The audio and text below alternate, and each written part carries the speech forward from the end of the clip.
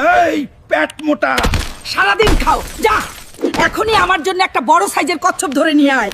দাদি, আজ আমার কম্পিউটার ভেঙে ফেললো। শালার আমার গেম খেলা শেষ হয়ে গেল। খাড়া দাদি, আমি এখনই বড় কচ্ছপ ধরতাছি। কিরে পেঙ্গুইন, সামনে থেকে সরবি? না সরবো না। দাঁড়া তাহলে। চিংড়ি, যদি ভালোই ভালোই বাঁচতে চাস তাহলে আমায় এখনই সমুদ্রের বড় কচ্ছপের কাছে নিয়ে চল। কিরে চিংড়ি মামা, তোর পিঠে চড়ে বসলাম। পরে তো একদম ট্রেনে চড়ার মতো ফিল হইতাছে।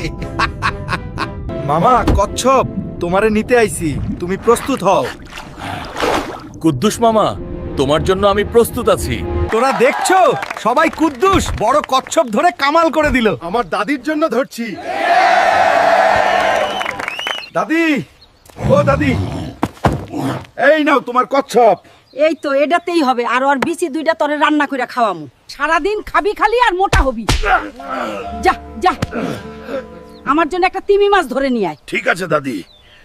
এই দাদি, আমায় আজকে মেরে অপমান করলো।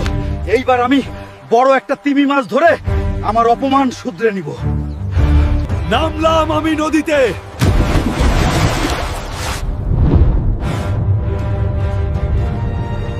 কিরে, তুই নদীর নিচে কেন? সরে যা সামনে থেকে, না হয়তো টুনটুনি কেটে ফেলবো। দেখি কে কার টুনটুনি ছিঁড়ে।